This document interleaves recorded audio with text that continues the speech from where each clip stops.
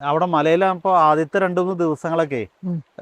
അതുവരെ നമ്മൾ നാട്ടിലെ ജനങ്ങളുടെ കൂടെ താമസിച്ചിട്ട് പിന്നെ ഒറ്റയ്ക്ക് ഒരു കാട്ടില് ഉം. അത് ലൈറ്റ് ഇല്ല, ഇരുട്ടില്ല, ഒന്നുമില്ല അല്ലേ? ഒരു ഫുൾ ഫീലിംഗ് ഇരുട്ട്. ഒരു ഫീലിംഗ് ഉണ്ടായിട്ടില്ല. അതെ. ഞാൻ രാത്രി കിടന്നാൽ ഉറങ്ങും, ആ. പകലിരുന്ന് ധ്യാനിക്കും. നമുക്ക് ഈ അന്തരീക്ഷം ഒരു വിഷയമല്ല, വെളിച്ചം വിഷയമല്ല. പിന്നെ അതെന്തോ വലിയൊരു ശക്തി. വെളിച്ചം രാത്രിയാകുമ്പോ കൂരിരുട്ടായിരിക്കുമല്ലോ, കാടിന്റെ മേളിൽ കൂരിരുട്ടും ഒന്നും കാണാൻ പറ്റില്ല. കാടിന്റെ മൂളിച്ച, മൃഗങ്ങളുടെ അലർച്ച, ഇതെല്ലാം അത് കേട്ടിട്ടാ മറ്റേ ആള് ഒരു ശബ്ദം വിളിച്ചത്.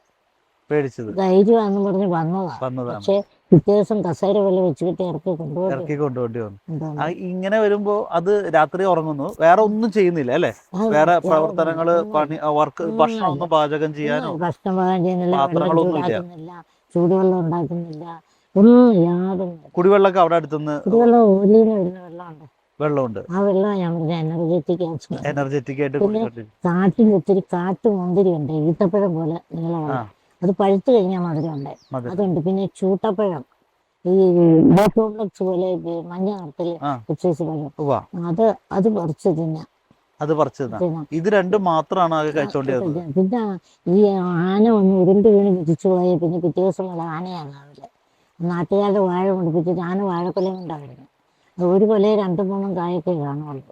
അത് വാതൊക്കെ വെച്ചിട്ട് വൈകിട്ട് 6 മണി മുതൽ രാവിലെ 6 മണി വരെ അതായത് ആന ഇപ്പൊ ഈ അങ്ങനെ ഒറ്റയ്ക്ക് ജീവിച്ച സമയത്ത് മൃഗങ്ങളുടെ ആക്രമണമൊക്കെ ഉണ്ടായിരുന്നുണ്ടോ? ഉണ്ടായിരുന്നു. ഒന്നുമില്ലായിരുന്നു. നമ്മളെ ഒന്നും ചെയ്തിട്ടില്ല. ഒരു മൃഗോ? ഇപ്പൊ മൃഗങ്ങള് കാട്ടാനും പിന്നെ മലാനുണ്ട്, പിന്നെ കാട്ടു കാടുണ്ട്, ചെന്നായുണ്ട്, കുറുക്കന്, എല്ലാ ജീവിയുണ്ട്. പക്ഷെ ഒന്നും നമ്മുടെ ആന എന്തോ വന്ന് ആക്രമിച്ചില്ല. അതെങ്ങനെയായിരുന്നു സംഭവം? നമ്മളെയൊന്നും ചെയ്തു. അല്ല, വന്നില്ല. ആ വീട് അവിടെ ഫോറസ്റ്റുകാരുടെ കുടിലിട്ട് അടിച്ചു. അതെന്തായിരുന്നു സംഭവം? അത് ഒരു ദിവസം വൈകിട്ട് വന്നു വെച്ച് ആന പിന്നെ അപ്പുറം ചാപ്പ് വെച്ച് കെട്ടി, അവർ വെച്ച് കെട്ടിയതാണ്. നമ്മളിപ്പറേ താമസം തുടങ്ങിയിട്ട് അങ്ങോട്ട് അവരുടെ ആണ് കർണാടക. എന്നിട്ട് വെച്ച് കെട്ടി ആ ചാപ്പ വന്ന് അടിച്ച് പൊളിച്ച്. അത് ഓഗസ്റ്റ് 7-ാം തീയതി അടിച്ച്. കാണാൻ പറ്റുമായിരുന്നോ ചെയ്യുന്നത്? കാണാൻ നമ്മൾ കുഞ്ഞുങ്ങൾ 2 പേര് മണ്ണെണ്ണയും കൊണ്ട് വന്നവരാ താഴേന്ന്. ആ 2 കുഞ്ഞുങ്ങളുണ്ട് എൻ്റെ കൂടെ. ആ കുഞ്ഞുങ്ങൾ വന്ന് സിസ്റ്റം ചെയ്ത് നമുക്ക് ഈശോ താഴെ എവിടെയെങ്കിലും ആന നമ്മളെ കൊല്ലും. ഞാൻ നിന്നപ്പോഴാണ് വചനം ശരിക്കും ജീവനുള്ളതായിരുന്നു. 5-ാമത് സങ്കീർത്തനം കിട്ടി, 51-ാം സങ്കീർത്തനം. 4 വാക്ക് വചനം വായിച്ചപ്പോൾ ആന ഇങ്ങോട്ടടുക്കായിരുന്നു. അത് കഴിഞ്ഞിട്ട് ഇങ്ങോട്ടടുത്ത് ഇപ്പോൾ താഴേന്ന് ഒച്ച കേട്ടിട്ട് ആൾക്കാർ ഒത്തിരി 10-15 പേര് കയറി വന്നു. നമ്മളെ ശരിയാക്കി എന്നുള്ളതാണ് അവരുടെ ചിന്ത. എന്നിട്ട് കയറി വന്നു. അവര് കയറി വന്നപ്പോഴത്തേക്കും ആന പിന്നെ അത് അടുത്ത പണി കഴിഞ്ഞ് പിന്നെ ഇതിനോട്ട് അടുക്കാൻ വന്നതായിരിക്കും, എന്തോ അറിയില്ല. വന്ന വഴി ജണ്ട കിട്ടാൻ പിന്നെ കല്ലെ ചവിട്ടി തയ്ച്ചിരുന്നു. വീണത് പിന്നെ വീശമ്പലുള്ളതുകൊണ്ട് വീണത് നല്ലപോലെ കാണാം. എന്നിട്ട് അത് കഴിഞ്ഞിട്ട് ഇതിന് ബുദ്ധിക്കയും വീശി നോക്കി. അപ്പൊ ഇവരെന്നോട് ചോദിച്ചു എന്നാണ്. അപ്പൊ ഞാൻ എഴുതി കൊടുത്തു, അവനെ കൊടുത്തതാക്കും. എഴുതി കൊടുത്തപ്പോഴത്തേക്ക് ഞാൻ പറഞ്ഞു ഒന്നും ചെയ്യണ്ടെന്ന്. 1 മണിക്കൂർ മിച്ചം അതിനെ ബുദ്ധിക്കയും വീശി നിന്നിട്ട് പുറകോട്ടടിച്ചു പോയി. പുറകോട്ടടിച്ചു പോയപ്പോൾ അത് ഹിന്ദുക്കൾ ഉണ്ടായിരുന്നു പറഞ്ഞു ഇവിടെ പ്രത്യക്ഷം ഉണ്ട്, അതുകൊണ്ട് ആന പുറം തിരിയാതെ ദൈവത്തിന്റെ സാന്നിധ്യം ഉണ്ട്. പുറകോട്ടടിച്ചു പോയത്. അത് കഴിഞ്ഞപ്പോഴത്തേക്കിനും നമ്മുടെ അന്ന് ഒരു മാത്യുച്ചേട്ടനായിരുന്നു പഞ്ചായത്ത് പ്രസിഡന്റ്. ഏതായാലും പുള്ളി കാട് വെട്ടിത്തെളിച്ച് വഴി ആക്കി. ഇതുപോലെ ഒരു കല്ലിൽ ചാടി പോകണമെന്നേ ഉള്ളൂ. അപ്പൊ അങ്ങനെ പോകുന്ന ഒരു സമയമായി. പിന്നെ സിസ്റ്റർ ആ കാടിന്റെ മുകളിൽ ഇങ്ങനെ തപസ് അല്ലെങ്കിൽ പ്രാർത്ഥിച്ച് ഇരിക്കുന്നത് കൊണ്ട് തന്നെ ആ നാട്ടിലെ ആളുകൾക്കൊക്കെ അതൊരു അല്ലേ, അവരൊരു കരുതലുണ്ടായിരുന്നു അല്ലെ, ഇങ്ങനെ ഈ മലയുടെ മുകളിൽ ഒരു സിസ്റ്റർ ഒറ്റയ്ക്ക്. 650 പിള്ളേരെ ആദ്യം കൊണ്ടുപോയി പഠിപ്പിക്കാൻ തൃശ്ശൂർ ഉണ്ടാക്കി. ആ നാട്ടിൽ പുത്തമ്പ്ലാവുകാര്. അപ്പൊ അവരെ കൊണ്ടുപോയപ്പോഴത്തേക്കിനും അവരുടെ മക്കളെ ഓർത്ത് നമ്മൾക്ക് വേണ്ടി പുത്തമ്പ്ലാവുകാര് പാവപ്പെട്ട മനുഷ്യരുടെ പ്രാർത്ഥന കൂടെയാണ് എനിക്ക് ശക്തിയായിട്ടുണ്ടായിരുന്നു. മലമുകളിൽ ഇങ്ങനെ ഒരു സന്യാസിനെ, ഒരു സിസ്റ്റർ ഞങ്ങൾക്ക് വേണ്ടി അല്ലെങ്കിൽ പ്രാർത്ഥിക്കാൻ ഇരിക്കുന്നുണ്ടെന്നൊരു കരുതൽ ആ നാട്ടുകാർക്ക് ഉണ്ടായിരുന്നു. പിന്നെ ആണ് മറ്റുള്ളവരിട്ട് പുള്ളി അരീകമലക്കാരനാ. പുള്ളിക്കറിയാം, പുള്ളി ശരിക്കും അറിഞ്ഞ് മനസ്സിലാക്കി ചെയ്തയാളാ. ഫാദർ ക്ലിൻഡച്ചൻ ആദ്യം ഇതിലിട്ടത്. പിന്നെ അതിനെപ്പറ്റി യൂട്യൂബിലിട്ട ക്ലിൻഡച്ചൻ അറിയാം. അവരവിടത്തെ അനുഭവസ്ഥരാണ്. അപ്പൊ അല്ലാതെ വെറുതെ ഇട്ടതല്ല, ഒരു അനുഭവം കൊണ്ട് ഇട്ടതാ കണ്ടത്. എന്നിട്ട് അങ്ങനെ നമ്മള് പിന്നെ അവിടെ ഇതിലിപ്പോൾ വഴിയായി. പിന്നെ രമേശ് ചെന്നിത്തലയൊക്കെ ഇവിടെ വന്നിട്ടുണ്ട്. അപ്പോഴത്തേക്ക് ഒരു വർഷം കഴിഞ്ഞപ്പോഴത്തേക്കും ടൂറിസ്റ്റ് കേന്ദ്രമാക്കാനുള്ള ഒരു ഇതിലേക്ക് വന്നു. എന്നിട്ട് അങ്ങനെ വന്നപ്പോൾ രമേശ് ചെന്നിത്തലയൊക്കെ വന്നപ്പോൾ നമ്മൾ അവലും മലരും ഒക്കെ അവിടെ വേറൊന്നും കൊടുക്കാൻ പറ്റിയല്ലോ.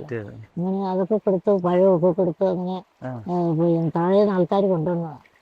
അപ്പോൾ അവര് ആന പിറ്റേ ദിവസം മുതലേ നമ്മള് ഈ പക്ഷി ഞാൻ പറഞ്ഞില്ലേ ദൈവത്തെ വിളിക്കുന്ന പറഞ്ഞു, വെളുപ്പിന് കഴിഞ്ഞാൽ ഈശോയെ കരുണയായിരിക്കണേ ഏത് പക്ഷിയുണ്ടോ? അല്ല അവിടെ കുയില്, തത്തയാ. എന്നിട്ട് ദൈവമേ കരുണയായിരിക്കണേ കാക്കണേ ഈ തത്തമ്മ ഇരുന്ന് പറയും. കുയില് വന്ന് ചിലക്കും. അങ്ങനെയാണ് 5 മണിയായെന്ന് അറിയുന്നത്. എല്ലാ ദിവസവും രാവിലെ കുയില് വന്നൊരു പാറയുണ്ട്. ആ പാറ ഒരു സ്തൂപം പോലെ ഒരു പാറ, അതിന്റെ മല പോലെ ഒരു പാറയാ. അവിടെ വന്നിരുന്ന് ചലിക്കുമ്പോ നമ്മൾ എഴുന്നേക്കുന്നു. ഇപ്പോഴും സമയമായി, നേരം വിളിക്കാറായ.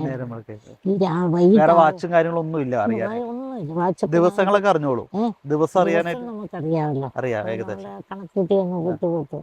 പക്ഷെ ഈ അവിടെ വന്നിട്ട് ഈ കുയില് വന്ന് ചലിക്കുമ്പോൾ നമ്മൾ സമയം അറിയും. അവിടെ തന്നെ എഴുന്നേറ്റിരുന്ന് പ്രാർത്ഥിക്കും. വെളിച്ചമാകുമ്പോൾ പുറത്തോട്ട് വന്ന ഓസ് ഇട്ടിട്ടുണ്ട്, അതിൽ പോയി ഇതിലും ഐസ് പോലത്തെ വെള്ളമാണ്. അപ്പൊ പിന്നെ അതിൽ വെച്ച് മുഖം കഴുകി പിന്നെ നമുക്ക് പ്രാർത്ഥനയുള്ളൂ, വേറെ ഒന്നുമില്ല. വെള്ളം ഒഴിച്ചിട്ട് കുടിച്ച് പ്രാർത്ഥന. പിന്നെ ആ കാറ്റിക്കൂടെ വെച്ച് നടക്കും. വലിയ പെരുമ്പാമ്പുണ്ട്, ശിവന്റെയാക്ക് പോലെ ഉരുണ്ട് പോകുന്ന പെരുമ്പാമ്പ് കണ്ടിട്ടുണ്ട്. അതൊന്നും നമ്മളെ ഒന്നും ഉപദ്രവിക്കില്ല. ഇപ്പോഴും ഞാൻ പോയാലും എന്നെ തോട്ടപ്പുഴ പിടിക്കുകയില്ല. എല്ലാരും കണ്ട് ഇവരൊക്കെ മണിപ്പാറയത്തിന് ഇവരൊക്കെ കളിയാക്കി കടിച്ചാൽ ചത്തുപോകും. അതുകൊണ്ടാണ് കടിക്കാത്തത്. ആന പിടിക്കാത്ത ആനയ്ക്ക് പിടിക്കാനും വേണ്ടിയില്ല. അന്ന് ഒന്നും കഴിക്കാത്തതുകൊണ്ട് എല്ലും തോലും മാത്രമല്ലേ ഉള്ളൂ. അപ്പൊ ആനയ്ക്ക് പിടിക്കാൻ വേണ്ടിയില്ല, കടുവായ്ക്ക് തിന്നാൻ ഇറച്ചിയില്ല, അങ്ങനെ ചെന്നായി ഒന്നും കടിക്കാത്ത. അതുകൊണ്ടാണ് ഇവരൊക്കെ കളിയാക്കുന്നത്. അപ്പം പക്ഷെ ദൈവത്തിന്റെ വലിയ സംരക്ഷണം. കടുവയൊക്കെ ഉണ്ടായിരുന്നു. കടുവയോടെയല്ല, കണ്ടിട്ടില്ല. അതിനുശേഷം കാവല് നിൽക്കുമായിരുന്നു എല്ലാ ദിവസവും. വൈകിട്ട് 6 മണിക്ക് വന്നാൽ രാവിലെ 6 മണിക്ക് തിരിച്ചു പോകുള്ളൂ. കാണാം. വാതിലില്ലല്ലോ, ആനയാ വാതിൽ. ആന വാതിൽക്കൽ നിൽക്കുമായിരുന്നു. വാതിൽക്ക് നിൽക്കും. പിന്നെ അവിടെ മനുഷ്യൻ ജീവനിൽ കൊതുകുള്ളവരാരും കയറുകയില്ല. പിന്നെ അതുകൂടാതെ ആനയോട് സംസാരിക്കുമായിരുന്നു. ആനയോട് സംസാരിക്കുന്നില്ല, ഞാൻ കിടന്ന് പ്രാർത്ഥിക്കുകയും ഒക്കെ ചെയ്യുന്ന അതുകൊണ്ടാവും അവിടെ കിടന്ന് നിന്നോളൂ. അവിടെ നിൽക്കുക, ഒരേ നിപ്പ് നിൽക്കുമെന്ന് ഓർക്കണം. ഒരേ നിപ്പ് ഈ വാഴ മറ്റുള്ളവരുടെ വാഴക്കൊല മുടിപ്പിച്ച് കൊണ്ടുവന്നിട്ട് അതിന്റെ കൊല 1, 2, 3 കായത്തെ കാണുള്ളൂ. കൊല വാതൊക്കെ വെച്ചിട്ടാ. എല്ലാ ദിവസവും വെറും കൈയോടെ വന്നിട്ടില്ല, ഒരിക്കൽ പോലും വെറും കൈയോടെ വരികയില്ല. പഴം കഴിക്കും. പഴയോട് അതിന് 1, 2 ഒക്കെ കാണും. 3, 4 കൊലയുണ്ടെങ്കിൽ അത് 1, 2 ചില 4, 5 പുള്ളി തിന്നിയല്ല. ആന കാട്ടുവാഴ കടിച്ചു തിന്ന്, ആന വാഴ പച്ചക്ക് തിന്നിയല്ല, പച്ചക്ക തിന്നിയല്ല. അതുകൊണ്ടാണ് പിണ്ടി തിന്നും. പിണ്ടി തിന്നിട്ട് കൊല കൊണ്ട് അവിടെ വെക്കുന്നു. അപ്പോൾ ഞാൻ പറഞ്ഞ ദൈവം വെറും കൈയോടെ ഇല്ലാതെ ആരെയല്ലോ ഭക്ഷണം തരാൻ മൃഗത്തെ പോലും നമ്മളെ. പിന്നെ രാത്രി നമ്മൾ വരുമ്പോൾ 2 വർഷം ചെന്നായി ഉണ്ട് രാത്രി താഴേന്ന്. രാത്രി 9 മണിക്കൊക്കെ ഞാൻ മല കയറി വരുവായിരുന്നു.